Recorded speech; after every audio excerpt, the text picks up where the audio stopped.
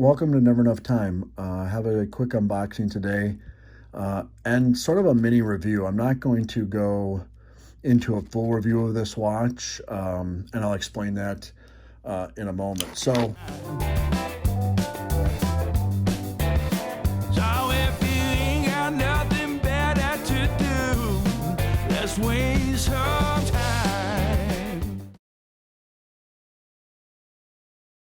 I've actually done a review on this watch already, not this variant, but I'll put a link to my Dan Henry review. But I really liked the look of a new model that they had come out, and I had sold my other Dan Henry already, so wanted to give this one a look. I am in the market for a chronograph. I've done a few quartz chronographs and one hand winding chronograph on this channel, and chronographs are tough.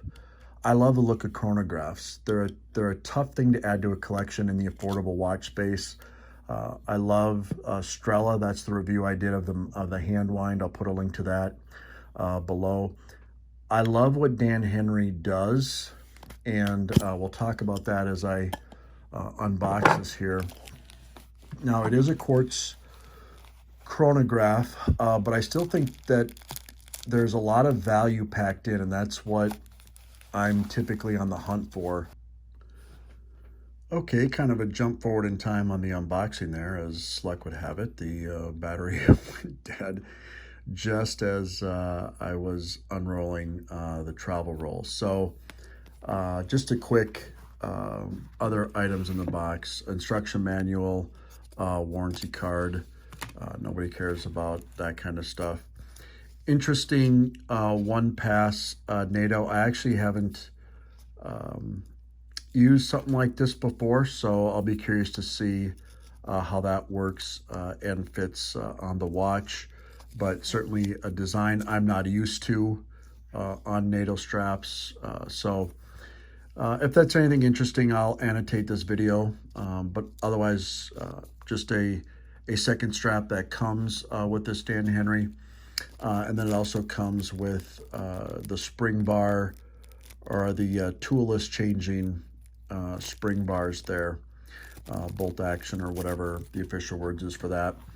And you have that quick change spring bar on the leather strap that comes on this as well.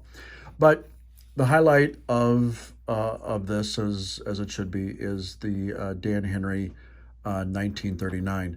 Now, I've done a review of the Dan Henry 1939, so this video isn't going to be too in-depth. You can check out the other video. I'll link it in the description below. But I did want to do this unboxing because there are some differences that I thought were worth noting if you are interested in a Dan Henry model. The first is, this is a double-domed, anti-reflective, coated sapphire crystal. The previous version of this that I have since sold was a mineral glass with sapphire coating. So upgrade there. This is actually now a sapphire crystal. Otherwise, it's pretty much the same with some dial differences. So let's just jump into that pretty quick. It's still a 41 millimeter case, still the 49 lug to lug, 14 thick to the top of the dome sapphire. The Dan Henry, I think, very sort of elegantly signed, simple crown at 3 o'clock. It has that vintage onion style look to it, 50 meters of water resistance, and they have the conversion tables on the back for fuel consumption, speed, air, velocity, things like that.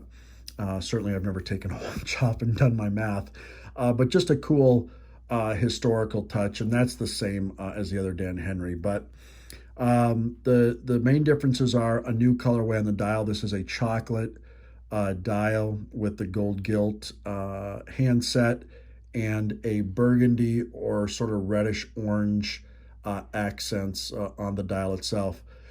The other Dan Henry, and both the 1939s, this and the silver with the blue hands, are both still available on the website. They had the telemeter on the outside and a spiral tachometer on the inside. On this dial design, they have moved the tachometer to the outside.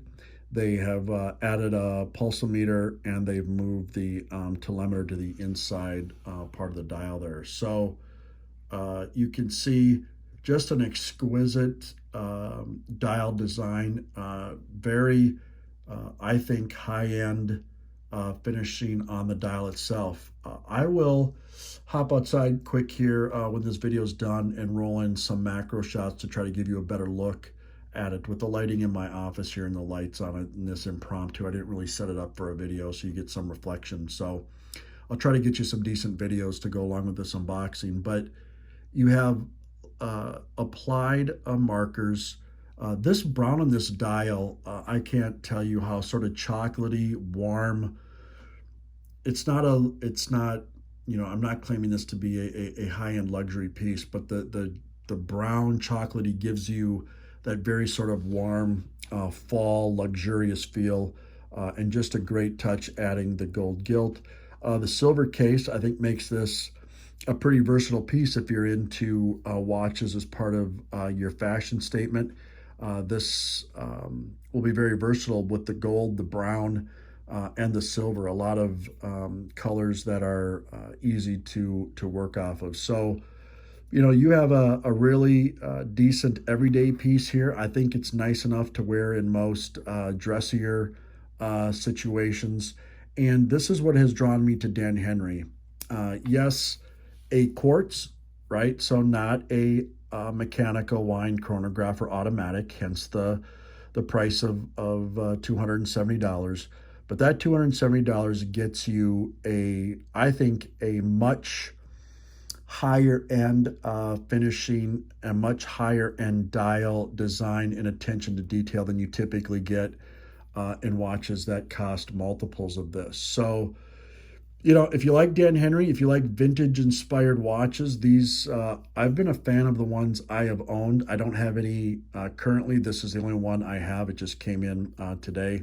And I think this new colorway was just introduced last week. And it's absolutely a stunner. I mean, it's beautiful, beautiful piece.